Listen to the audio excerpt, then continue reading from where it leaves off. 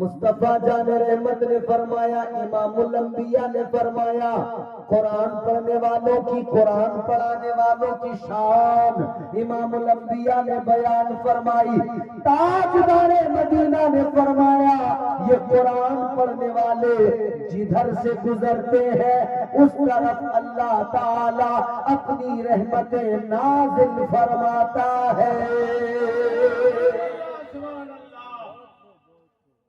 یہ اگر قبرستان سے گزر جائے تو قبرستان سے عذاب اٹھا لیا جاتا ہے۔ قرآن کیا ہے؟ قرآن سلیقہ زندگی ہے، قرآن قرینہ زندگی ہے۔ قرآن کریم اپنے ماننے والوں کو پکارتا ہے، اپنے چاہنے والوں کو آواز دیتا ہے۔ مجھے قرآن کہتے ہیں، میرے صفحات کو پڑھ لو، سمجھ لو، میرے پاروں کو، میری آیات کو پڑھ لو۔ کیا ہے قرآن؟ قرآن جب جب پڑھا گیا، جہاں جہاں پڑھا گیا، قرآن کی برکتوں کا ظہور ہوا۔ قرآن پڑھا کافروں کے درمیان تو انہوں نے کلمہ پڑھ لیا۔ قرآن جب آقا نے مکے والوں کو سنایا تو وہ تاجدار مدینہ کے غلام بن گئے۔ اے لوگوں، جب قرآن میرے آقا نے عرب کے جاہلوں کو سنایا تو وہ دنیا کے سب سے بڑے فصیح و بلیغ بن گئے۔ وہ قرآن کو سن کر، قرآن کو پڑھ کر ساری امت کے امام بن گئے۔ عزت قرآن نے عطا کر دی۔ اے لوگوں، وہ عظمت والی کتاب اللہ نے ہمیں اور آپ کو عطا فرمائی، مصطفیٰ جان رحمت کے صدقے عطا فرمائی۔ اب ذرا غور فرمائیے، اسی قرآن مجید کی دو آیتیں میں نے خطبے کے بعد تلاوت کی۔ اللہ تعالیٰ کا کلام ہے، پروردگار کا فرمان ہے۔ اب ذرا قرآن سنیے اور دل لگا کے بولیے سبحان اللہ۔ سبحان اللہ، سبحان اللہ۔ کیا فرمایا پروردگار نے؟ کیا فرمایا اللہ تعالیٰ نے؟ پروردگار عالم نے فرمایا، قد افلح من زکاہا۔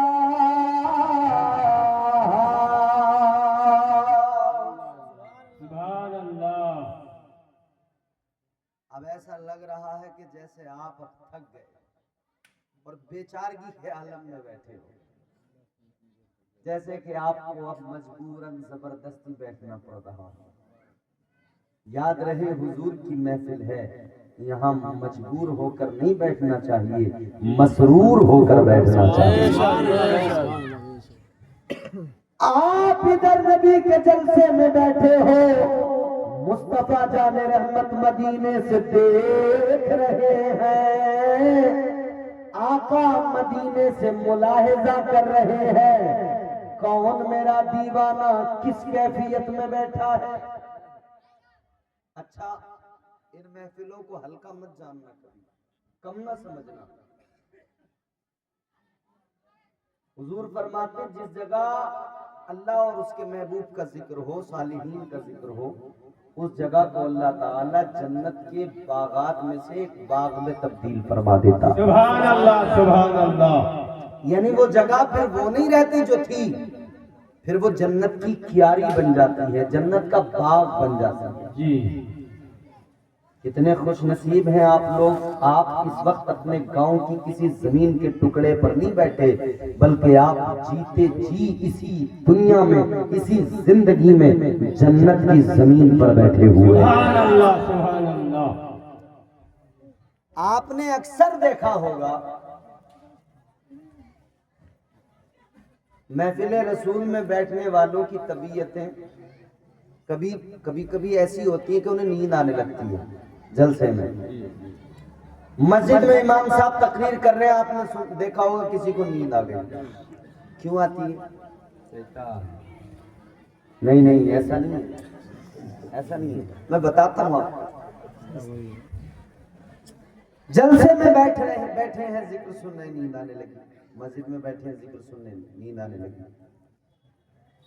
تاجدار مدینہ کے غلاموں، حضرت شاہ عبدالعزیز محدث دہلوی آپ سے کسی نے معلوم کیا حضرت جی ذرا یہ بتائیے جب محفل رسول میں بیٹھتے ہیں نیند کیوں آنے لگتی ہے؟ کیوں نیند آتی ہے؟ حضرت شاہ عبدالعزیز محدث دہلوی نے فرمایا بات یہ ہے پھولوں میں نیند آتی ہے، کانٹوں میں نیند نہیں آتی۔ زور سے زور سے سبحان اللہ۔ کانٹوں میں کسی کو نیند آتی ہے؟ نہیں۔ ڈی جے بج رہا ہو نیند نہیں آتی، کہیں پہ باجے بج رہے ہو، ڈھول تماشے ہو، نیند نہیں آتی۔ کیا وجہ ہے؟ وہ جگہ ایسی وہاں نیند نہیں آتی کیونکہ کانٹوں میں نیند نہیں آتی، پھولوں میں نیند آتی ہے۔ اے لوگوں یہ محفلیں مثل پھول ہے، اس طرح سے جان لو جیسے آپ پھولوں میں آ کر بیٹھ گئے، اب طبیعت باغ باغ ہو گئی، طبیعت شاد ہو گئی تو بندے کو نیند آنے لگتی ہے۔ یہ حضور کے ذکر میں ہوتا ہے، یہ حضور کا ذکر سن کے کیفیت بنتی ہے۔ اللہ کا قرآن کہتا ہے قد افلح من زکاہا۔ ان قرآن کے حافظوں نے اس آیت کو بار بار مدرسے میں پڑھا ہوگا۔ قد افلح من زکاہا کیا مطلب ہے، کیا معنی؟ اللہ فرماتا ہے وہ کامیاب ہو گیا جس نے اپنے نفس کو پاک کر لیا، جس نے اپنے نفس کو کیا کر لیا؟ پاک کر لیا۔ اونچا بولو، پاک کر لیا۔ زور سے بولو، پاک کر لیا۔ نفس کو جس نے پاک کر لیا وہ کامیاب ہو گیا۔ ہمارے یہاں کامیابی کا معیار کسے سمجھا جاتا ہے؟ ہم کسے کامیابی سمجھتے ہیں؟